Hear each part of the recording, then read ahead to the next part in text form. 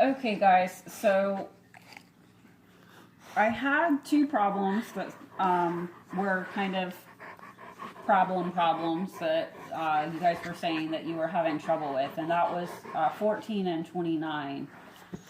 14 I took a look at. I decided that one really isn't that big of a deal. I'm not worried about that one. So if you're having trouble with 14, I wouldn't worry about it too much.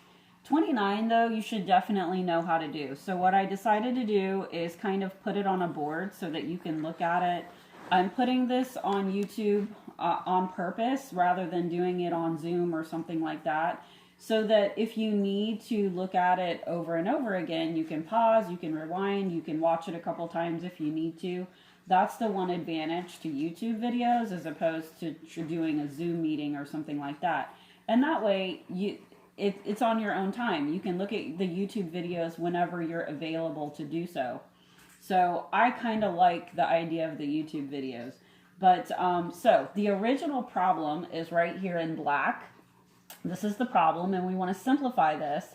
And over here on the right side, I kind of give you a description of, okay, this is the problem and this is what we need to do. First of all, you can't have an I in the denominator of a fraction. So that's the first thing you need to notice about that problem. We have an issue, there's an I in the denominator. We've got to get rid of that. So the way that you get rid of it is you multiply the top and bottom of your fraction by the conjugate of that complex number. The conjugate of the bottom.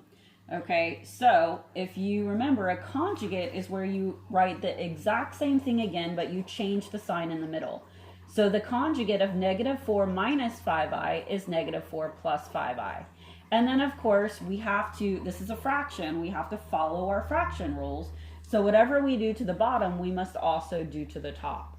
So we're multiplying the top and bottom of this fraction by the conjugate of the bottom.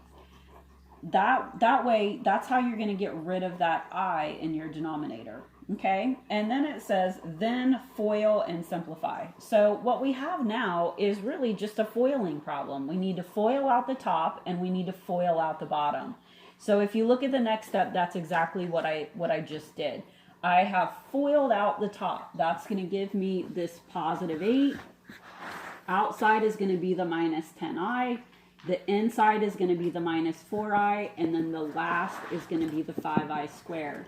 And then I did the same thing on the bottom. I FOILed out the bottom.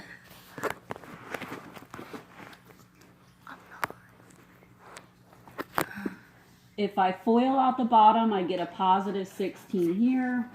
Outside is going to be a minus 20i. Inside is going to be a plus 20i. And last is going to be a minus 25i squared. And then you just simplify from there. Combine anything that you can combine. Remember that you can combine your I terms. You can combine your real numbers. You also remember that you're going to replace all of your I squares with their values, which is negative 1. So anywhere you see an I squared, you're going to replace that with a negative 1 and multiply it onto the number in front of it. So that's what I'm showing in green here, all the things I did to simplify. So I brought down the 8, I combined the minus 10i and the minus 4i to get a minus 14i. I replaced this I squared with negative 1 and multiplied it by the 5 to get the minus 5. And then for the bottom, I did the same thing. I brought down the 16, I combined the minus 20i and the plus 20i. It's a positive and a negative of the same thing, so they cancel each other out. The I squared, again, I'm going to replace with a negative 1, multiply it by the negative 25, and I get a positive 25 here.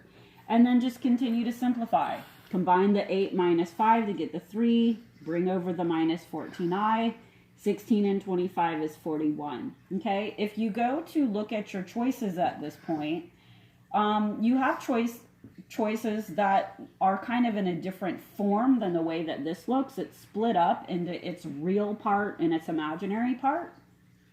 So break it apart. Break apart the 3 over 41 and then the minus the 14 over 41. And then the I just tags along at the end. So if you break that apart and write it like this, you will then see a choice. You will see choice B. Okay, so that's number 29 on your review. Definitely one that you should know how to do. We've done problems like this before, but it's been a long time. So this should help you out for that problem if you have trouble with that one. Again, 14, not one you really need to be stressing over. So do your best, make your best guess on that one, and move on. Okay? All right, talk to you guys later.